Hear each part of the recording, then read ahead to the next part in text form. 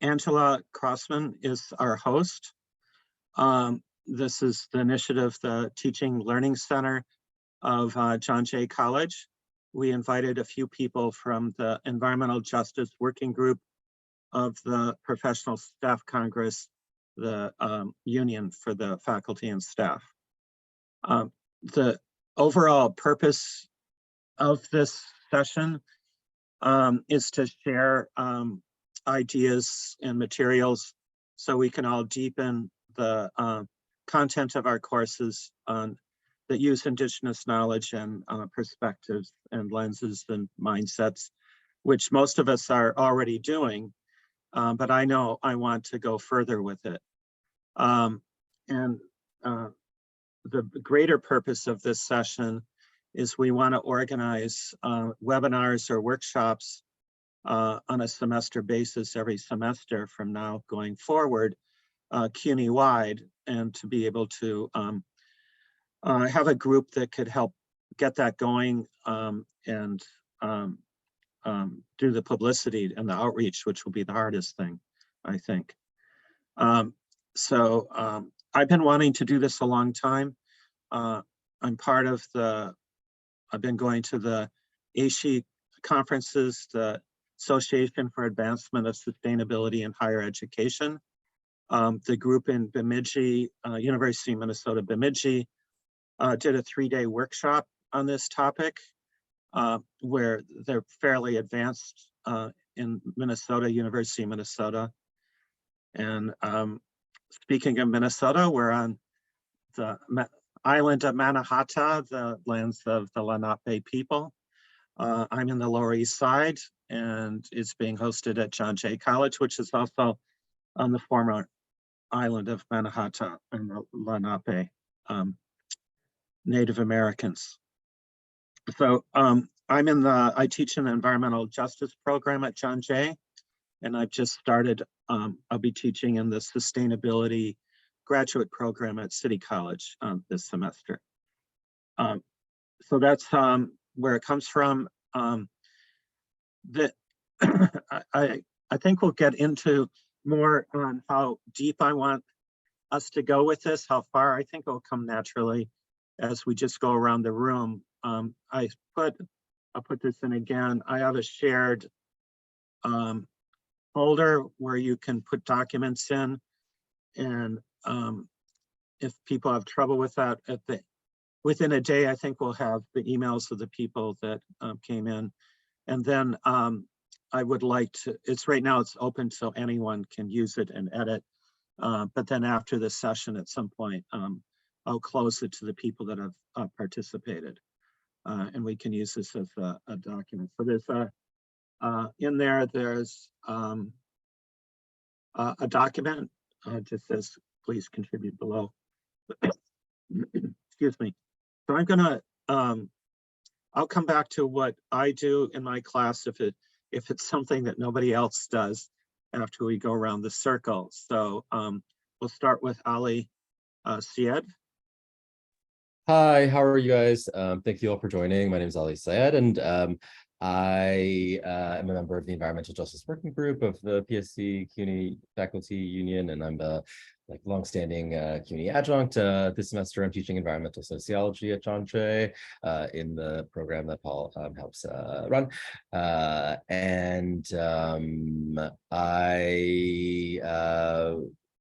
I teach, I created classes at City College that I taught last spring called Sustainability, Diversity, and Inclusion, which highlights the framework that I'm using to think about social justice and climate and environmental justice, and to have students think about those social visions and the kind of empirical realities around those distinct areas of advocacy. And so Paul was thought out, additional people who might be interested in helping run this particular workshop. And in that discussion, I identified some ways that I am, I have a framework with principles for thinking about environmental and climate justice, but have a way of thinking about how those principles overlap with other ones that we might be discussing and thinking about today in our workshop, and look forward to learning about the work that you guys do and how Paul and I and others can help facilitate this work at JJay and CUNY. Thank you guys. And so I'd like to call on Francisco because he's a solicited person for this this session. So go ahead. Yeah, thanks, Paul, and thank you to Ali for inviting me. I met Ali a couple weeks ago in a OER ZTC seminar at BMCC, where I teach. So I am in my 5th year on the tenure track at BMCC in the English department. I apologize, my son was sent home sick today. So if you see a shadow, it's not a ghost. My apartment is not haunted. It is my 7-year-old listening to his iPad.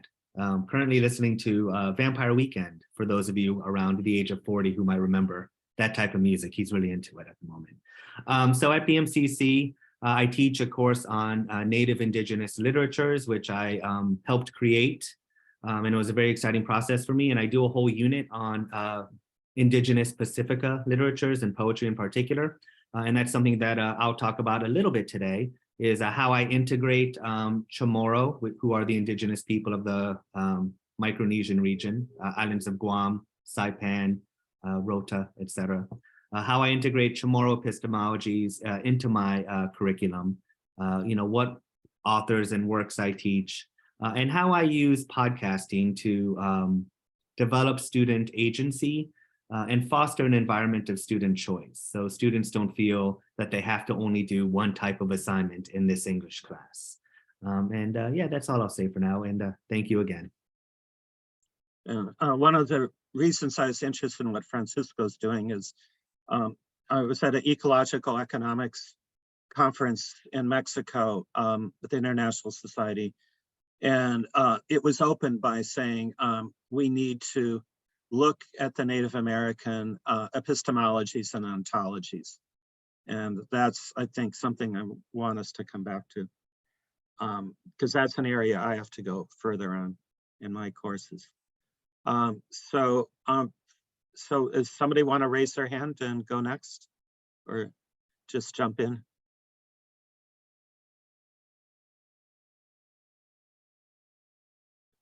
Or I'll call on somebody. I'm just going to call across my order. Bob.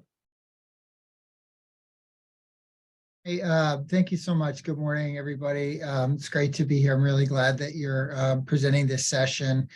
During the pandemic and with global warming and, the invasion of Ukraine, I think, I and many of us are just feeling a deep sense of disenchantment with this deeply embedded colonialist system that we continue to live in so many ways. And so I've been looking for ways to resist that and ways to try to build in the anti-colonialist thinking and ways of being into my courses. So an intro to sociology, I used Wade Davis's The Wayfarers.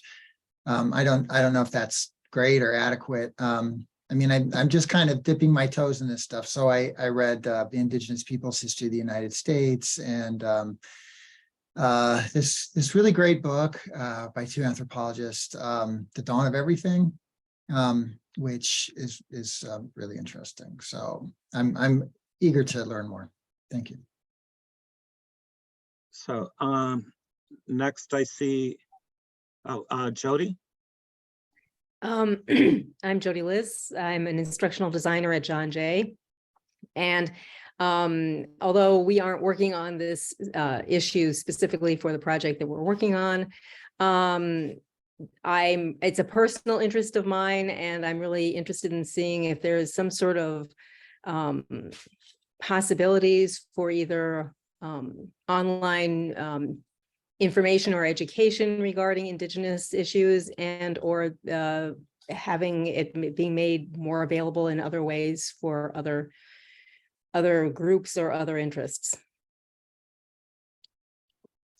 Thank you. That's badly needed. So that is one of the products. One out of here is for us to have some online, and hopefully TLC or somebody else can host. And Virginia Diaz. Good morning, everyone. I'm Virginia Diaz Mendoza. I am a faculty member at the SEEK department.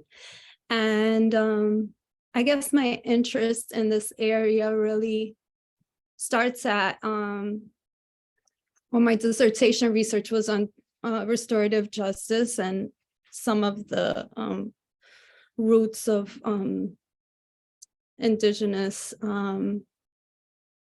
ways of being, and how that shows up in circle practice and schools as an alternative to punitive discipline. And really at JJay, during the pandemic, I was able to create a course, a special topics course in education and justice, which is what we teach at SEEK. We have 4 courses, and the selected topics course is about harms and healing in schools. And we start at the first term and talk about US residential schools and, the first term, right? So I guess that's why I'm interested in what you all are doing, and hope to learn more about what you're doing and, help if I can. Well, I think just identifying all these courses and putting it on some online where then people can share curriculum, and hopefully our courses will replicate across the CUNY system. So that's great. And Amari?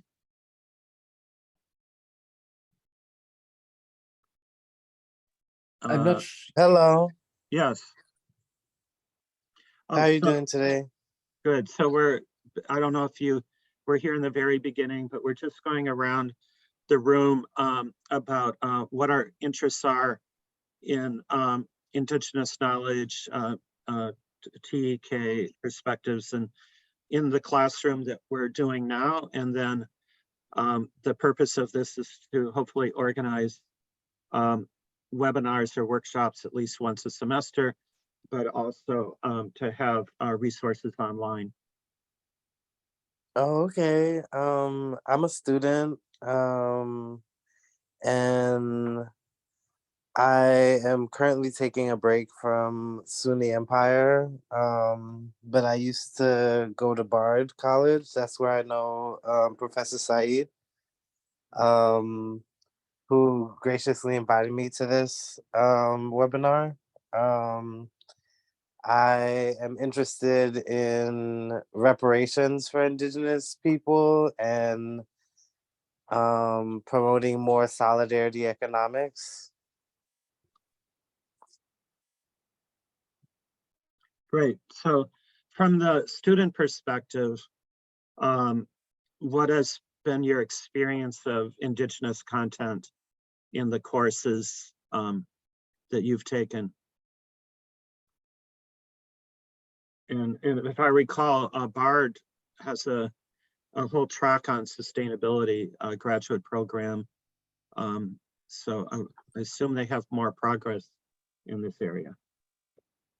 And also, sorry, Amari, also you can take some time to think about that if you want, and I can just briefly highlight why I specifically invited Amari. Amari was a student of mine in the BPI micro college at the Brooklyn Public Library in my introduction to sociology class, and that semester also gave a presentation on guerrilla intellectualism and the academic industrial complex for a DI conference at Bard, and I had mistakenly identified Amari as part of the Lenape community, but he had discussed the Lenape community in the workshop. And at the same time, I know that he has an interest in these issues, and thought it would be worthwhile to have him participate too.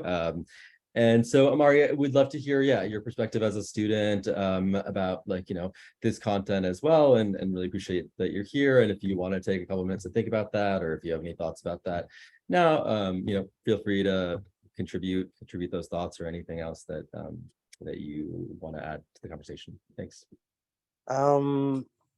I have been a part of an environmental justice course at Bard that talked a lot about Indigenous land sovereignty and other things like that. But I feel like more colleges and universities need to be talking more about Indigenous people.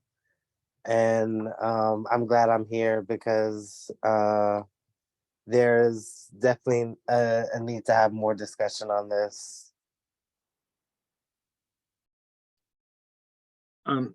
So can we come back to Francisco and go a little further on the ontologies? One of the things I was struck at, so I belong to a number of Indigenous special interest groups in education, and in my field, the Ecology Society of America and environmental economics, those types of professional associations. And what comes up often from Indigenous people that are invited to speak at these conferences is that they have a relational ontology that's embedded in the language. And Tiokasin Gosthorst at a seminar at the Union Seminary says that when he gets asked all these questions, he's thinking in Lakota and then translating into English, which is more object-oriented, and everything is separated, whereas relational, everything is connected.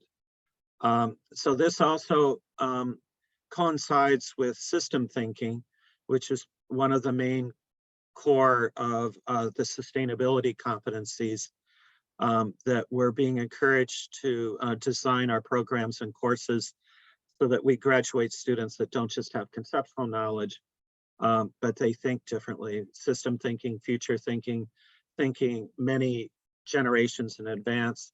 And of course, Indigenous people do this. They're rooted to the land in the place. So maybe you could talk a little bit about the ontologies and epistemologies that you've been teaching, or that how we can bring this in the classroom. It's one thing to say it, it's another thing to really understand it. Once in a while, a student will have an aha moment, but I still don't quite know how to bring them there all the time. But in that context, actually, the AASHE workshop was entitled Earth as Relative. And they have, I plan on inviting one of them to present on relational ontology. But go ahead, Francisco. Yeah, thank you so much, Paul. That's a very core concept in my Native Indigenous Lit class, but in many of my classes, this idea of relationality, how we all are interconnected and the ways that we are or should be accountable and responsible for one another. So in the context of my Native Indigenous Literatures class, how I put that idea at the forefront is we spend the first couple of weeks analyzing a couple of creation stories. So we start off with the Lenape creation myth, the Lenape being, of course, the Indigenous people of, modern day New York City, parts of Connecticut, parts of, upstate, but not really upstate that far, parts of Jersey, etc. And that just makes students more mindful of the history of this region beyond the history that they've been taught or may have been taught in their K-12 system. And I'm learning this now as well from my son who's in second grade. History really seems to start with, colonial contact, not accounting for all the history and all the cultures that were here pre-contact. So the creation myth opens students up to that type of knowledge that there were people here before and they're still here, right? They're not just gone, vanished, killed off, dead, right? They are still here. So we make space for them, and we also make space for the Iroquois of upstate New York. So my grandmother was Tonawanda Band of Seneca, who are the indigenous people of Western New York. So I show a short film on the Iroquois creation myth, and it deals with a lot of the same themes as the Lenape creation myth, this idea of interdependence, of social reciprocity. So students pick up on that, and that becomes a recurring talking point throughout our semester. So as we move from one cultural and geographical context to the next, that talking point of, how are we in relation to each other? How can we be in better relations to each other? Comes up time and again. Sometimes through my, facilitation, but as the semester progresses, I find that students pick up on it on their own and want to return to that topic. And that continues even when we move into the Pacific toward the end of the semester. So in the spring semester, I usually save it for April/May because that is Pacific Islander month, whatever, that even means. So we talk about the concept of Chenchule, right, which is a Chamorro concept of social reciprocity. And it's part of a larger concept of Inafamaule, which means interconnectedness, how we are connected to each other, and how we can be in better relation with one another. So, some of the writers I teach in that unit, Craig Santos Perez, Kathy Jetneo-Kishener, who's Marshallese. I've taught Haunani K. Trask, who is Kanaka Maoli or Native Hawaiian.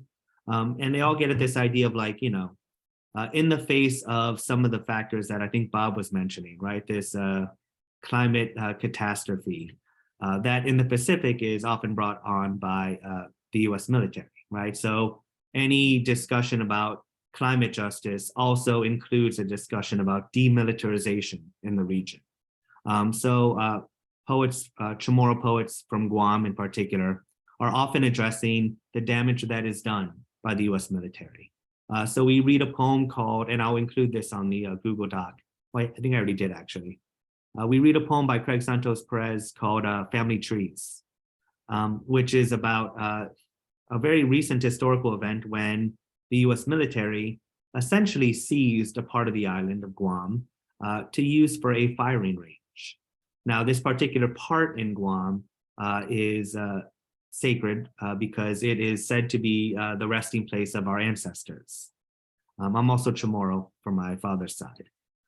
So as a bit of a salve on this pretty brutal measure that the US military was doing, they made the offer to locals that, hey, if you fill out this paperwork and apply to us, we will let you, pending a background check, go into this region and claim any plants or trees that you want us to deliver to you before we, bulldoze it and make it into our firing range.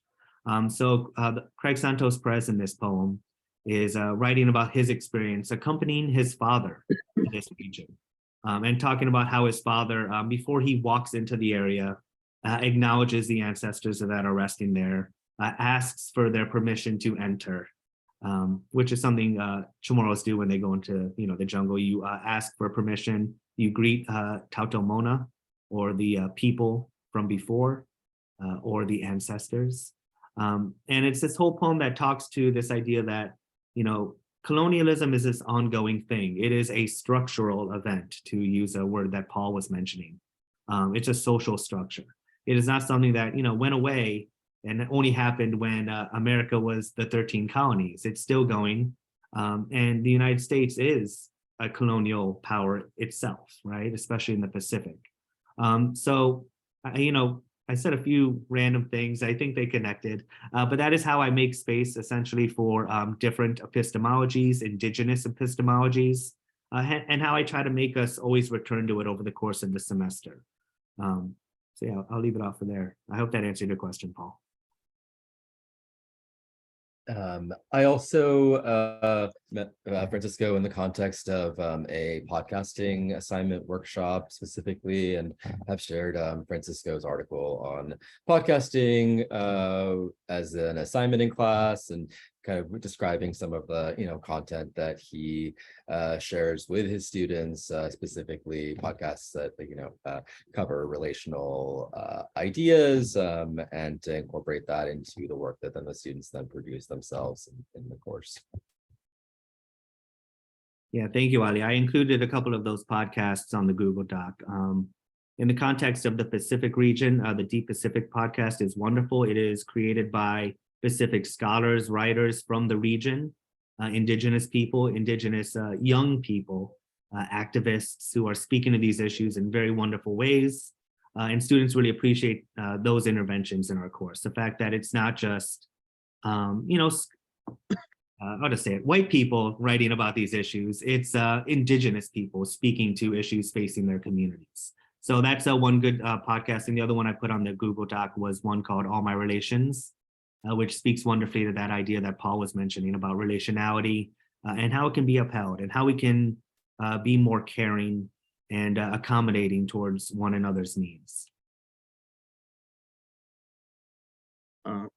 Great. So I've been writing some notes of what you're talking about that we can improve that after we get the transcript, because you're going exactly in the area that I myself want to go further with. In environmental justice, it's very easy to have Indigenous content. There's actually, I'll put this up on the document. There's a site called EJ Atlas. And it's a crowdsource of environmental justice case studies, and it's part of a project that came out of Barcelona and the European Commission. There's a book, Ecological Economics from the Grounds Up, which is about 20 case studies that were developed in concert with NGO intervention with academics. So it has a lot of content. So indirectly, you start realizing that Indigenous people over and over again, at least in my classes, are oppressed and don't have the power, and you see the clash of the system. So I'm co-teaching with somebody that's mainstream trained in economics that thinks this is just all great, market this, market that. And then on the case studies, I say, well, let's always look at the economic drivers, and the economic drivers tend to be our market economic system that's not the caring economy. So for climate justice and environmental justice, case studies work really well in bringing in Indigenous people. And another thing I had with my courses on that is they create, the EJ Atlas is very much of a skeleton, of information. There's no narrative. So they'll create a case study with a narrative, bring in pictures, update it, different sources, but then also make improvements to Wikipedia. And so, for instance, for the Pebble Mine in Alaska, the Wikipedia, one of the groups most impacted by this proposed large mine were Indigenous people and their fishing. So this group then did a big section on the Indigenous people being affected, how it was going to affect their livelihood, and then did more on the ecological conflict. So generally in a case study, there's an ecological conflict that has an environmental justice aspect and has drivers. So that's worked really well for me. In all my classes, I use case studies. And I think I'd like to go back to Ali, because I think you have some stuff you haven't talked about really yet, that you plan to do, I think, in your environmental sociology class this semester at JJay, or that you've done elsewhere. Sure, thank you, Paul. I'm going to share on my screen the description and objectives of my sustainability, diversity, and inclusion class. Give me 1 second to do that, and just highlight, I don't know, one specific kind of example of something that I explore in my course, in some ways in which Indigenous knowledge and experience and context support that. So pardon me 1 second. Let me share this screen. Okay. So This is a course that I first taught last spring at City College, and is a course I want to teach more broadly across campuses, and potentially will do so at JJay in the spring in the CUNY Justice Academy. And really great to see Virginia here, because actually in this course, one of the things that we did last semester was actually explore SEEK and use some of the digital archival sources to learn about the SEEK program and about the student activism at CUNY, to give students that context about the significance of, the history of their educational institutions and the student organizing there. So I look forward to talking to Virginia about that more. I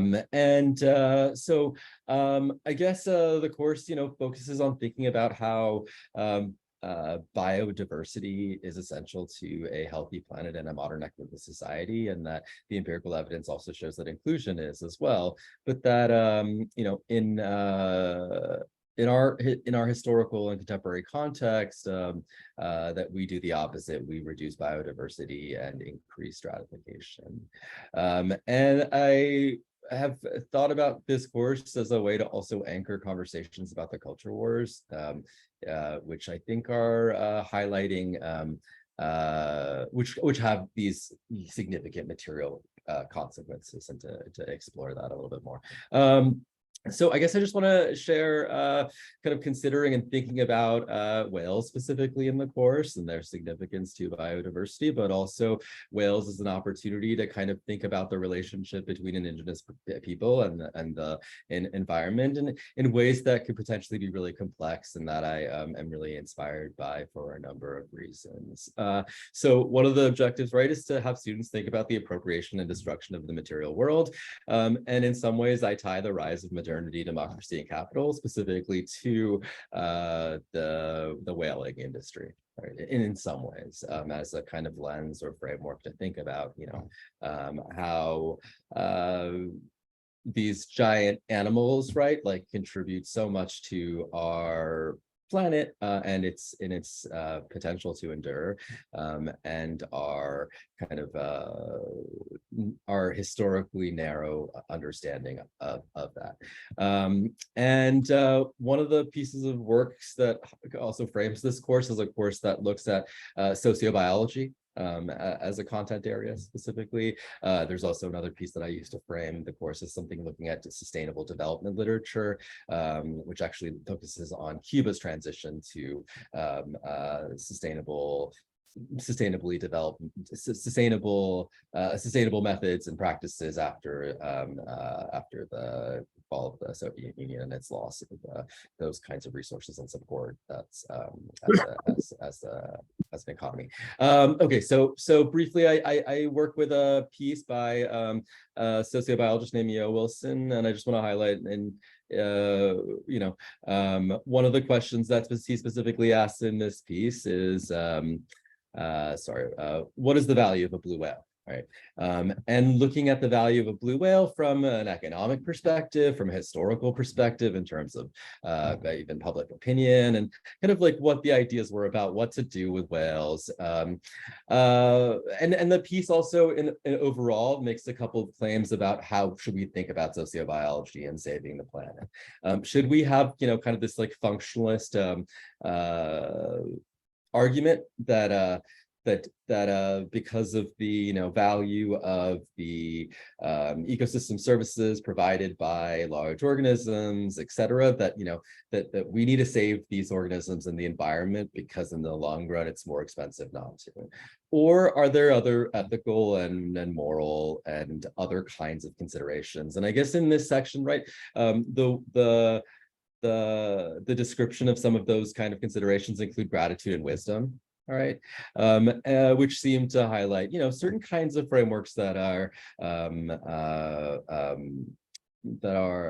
essential to a relational perspective. And I guess the ways in which, then I am kind of thinking about how to engage with Indigenous knowledges and communities in this conversation are in two different examples that I'll highlight briefly. One is through thinking about subsistence whaling. and the kind of approaches and ideas and frameworks that are used to understand why this practice is an important and essential practice to this community specifically, and what ways this complicates that discussion. But at the same time, I'm looking at pieces like this, where a indigenous community in the Pacific Northwest is, literally feeding this pod of orcas salmon in an effort to symbolically or otherwise contribute to their recovery. Anyway, thank you guys for your attention, and looking forward to learning more about what you guys also are thinking about these issues. Thank you. Well, I think your last example fits with Robin Kimmerer, who is the plant scientist, Indigenous Potawatomi, who wrote Braiding Sweetgrass. She asked her students first day of class, give some positive examples where humans improve nature, the environment, and other species. And they have a really hard time coming up with examples. And she does that as a way to let them know that they actually already know, of course, that we do so much damage, but to know what to do, the positive solutions using Indigenous knowledge. So then she leads into her creation myth of the Potawatomi, and that's in her book. And now what was, I think, a good sign is that the Ecological Society of America, right before COVID in Louisville, she was the keynote speaker, and the place was packed and standing ovation. She was speaking to other practicing ecologists, but on the other hand, the special interest group, the Indigenous Special Interest Group, we're a small group of people, like 15, 20 people out of thousands. So there's a lot of work to be done on that, but I think we really need to do more on solutions than, and it was brought up by about in the Pacific, the Indigenous Hawaiian people at a conference in DC, the Association for Educational Research, American Educational Research Association, they did an entire day, they always do an entire day of Indigenous sponsored work before the official conference. In this case, they did it at a museum in DC that had the Hawaiian Indigenous people, and then it was led by Hawaiian Indigenous people. And from what I understand from some of the people that came, the University of Hawaii has been working in restoration of lands with a mixture of Western science and Indigenous knowledge, and a traditional ecological knowledge, TEK.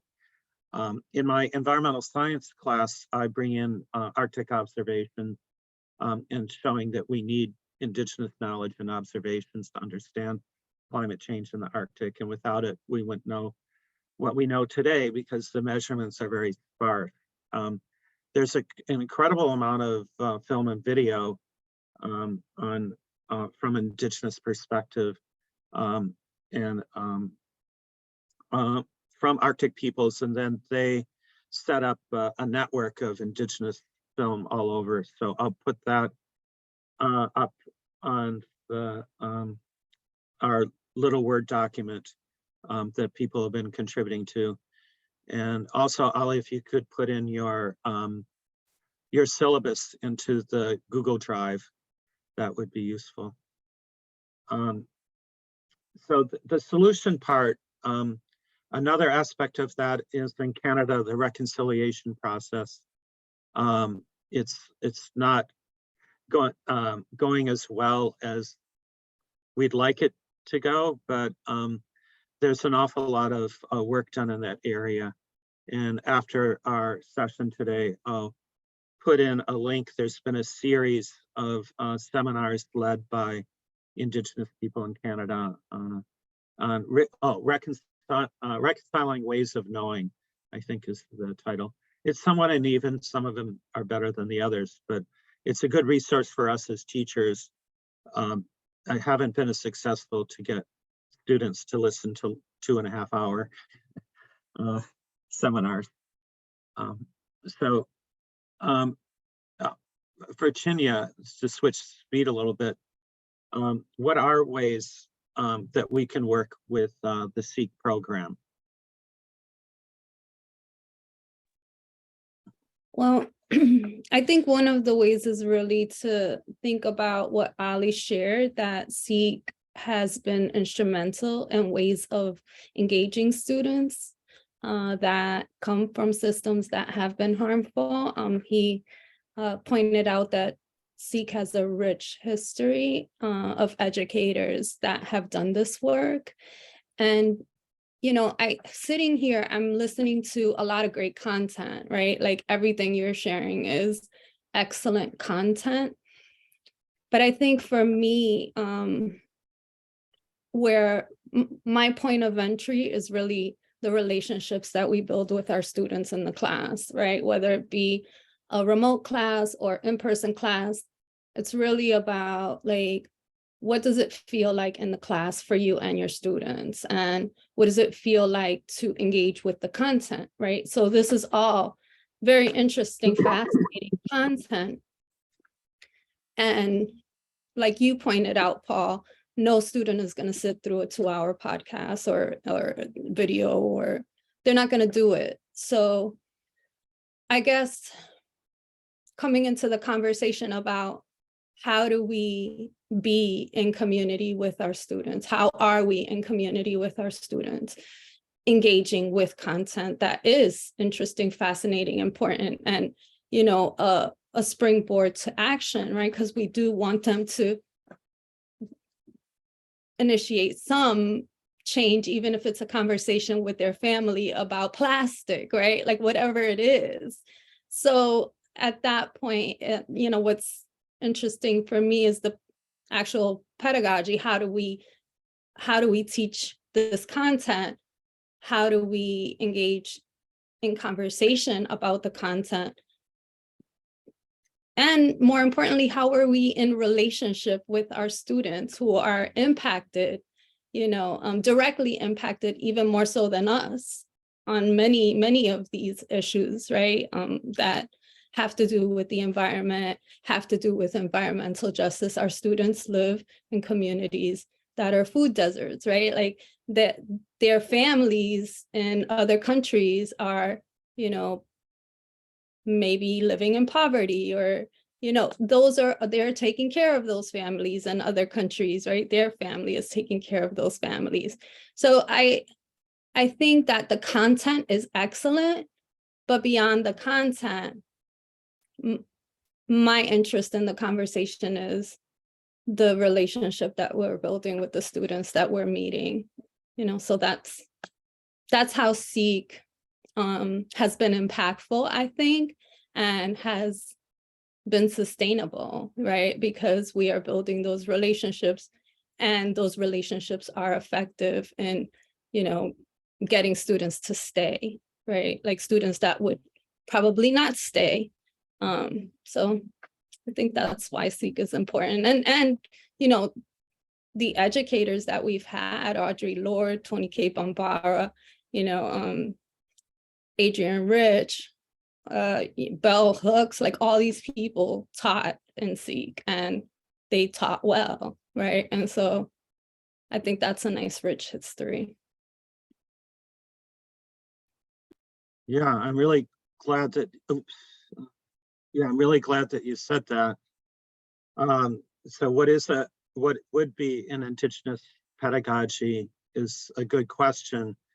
There has been, a number of years ago, I was reading a lot of literature of people teaching in the Indigenous community colleges and about the pedagogy. So I think that's something I have to return to.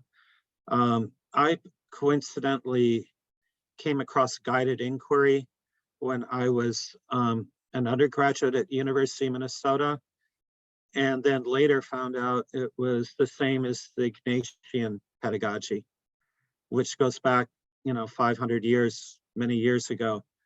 And then finding out that some of those aspects like project-based learning, which has a lot of educational research on, results in deeper knowledge, more retention, especially when it's place-based. So in environmental education, place-based education can be very effective. And there's the North American Association of Environmental Educators. It came out of outdoor education and museum educators. So the history goes back further than sustainability education. So they've learned quite a bit. And generally it's K through 12 and bringing students out into nature and encountering them and having identity shifts. So for instance, to work with reptiles in the swamps.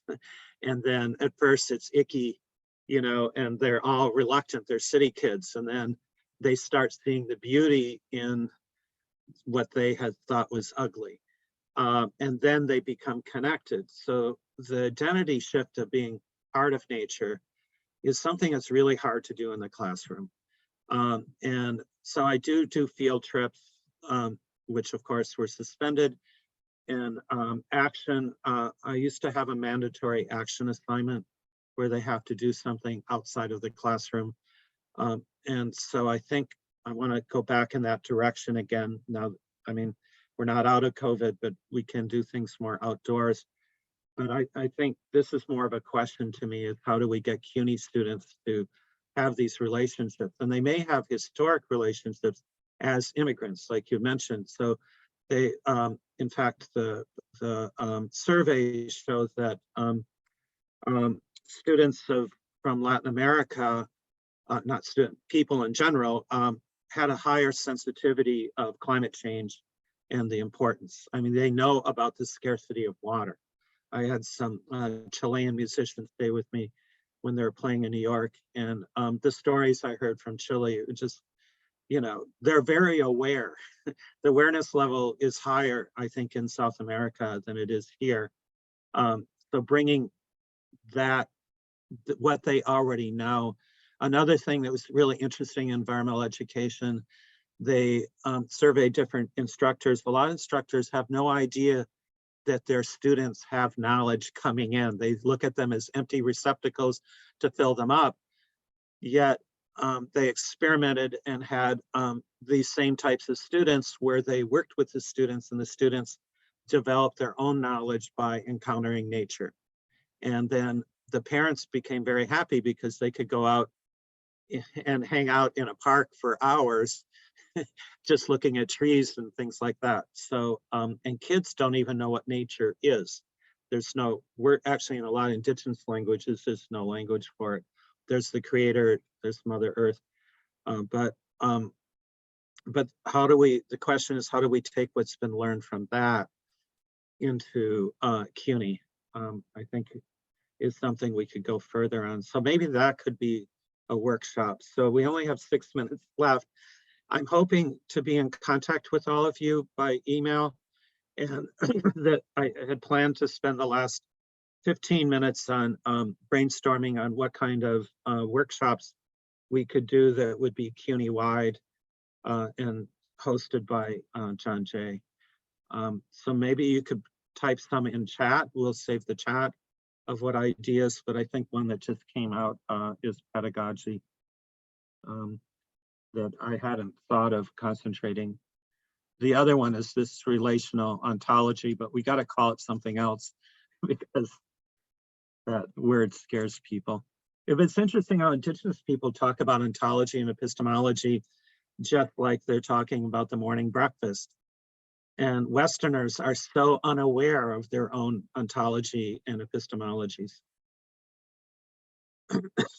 So could people step up and maybe say some topics they think we could do, or workshops or seminars? or ideas on how to do outreach for that as well.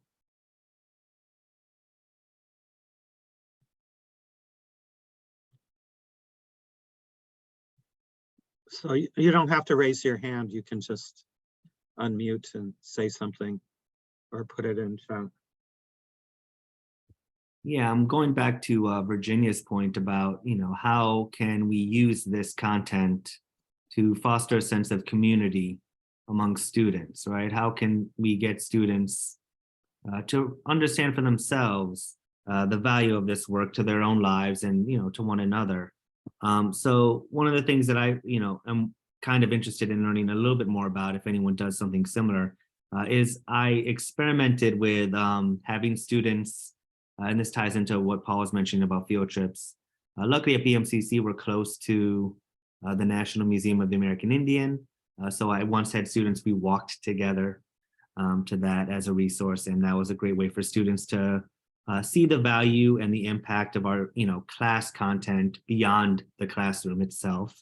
But the American Indian Community House is a local organization that does a lot of community outreach. I put their website in the Google Doc before. So I am working with them and some folks at Brooklyn College to create or to foster more Indigenous studies programming across CUNY. But I think these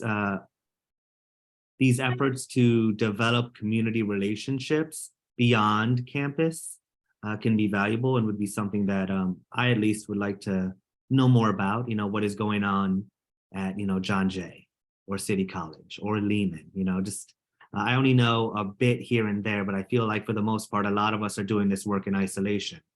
So I think knowing what other people are doing, working with community organizations off campus to bring them onto campus would be kind of a cool thing to know more about. Yeah, I think that's precisely why we're doing this, is we're doing stuff already, but we're not connected. And at JJay, we're really not connected amongst ourselves, but this is a start. But I think to build, it would be great if we could build on what you're doing with Brooklyn College and the American Indian House. I think we should follow up with that. And then maybe bring in some outside speakers like from Bemidji, some Indigenous speakers that can, since they've already done a 3-day workshop, they have the slides, they have, so if we can raise the money to pay them some money to speak. I think So- Virginia, I think one way, and for everyone, right, one way I think we could incorporate Seek or into a broader kind of Indigenous knowledge frameworks is to think about other communities of care, or as a kind of framework in some way, and ways in which Indigenous knowledges support that, or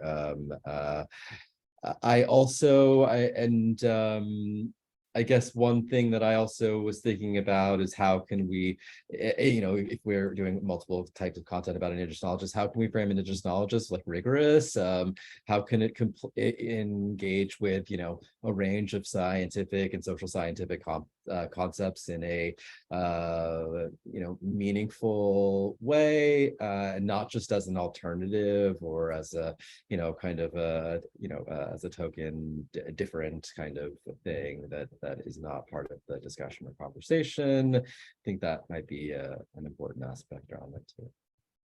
So there's another session starting very shortly, in 1 minute, I think. So your emails will be provided for us, but we also if you have a Gmail or something like that. So we'll be contacting everyone about next steps. But it's a very good group that came together, and I think we need a good place to start is the questions too. So if you can put questions you have, like I started to say it, what is an Indigenous pedagogy? So I guess we'll have to close. Do you have anything? Angela, do you have anything to say for the rest of the sessions?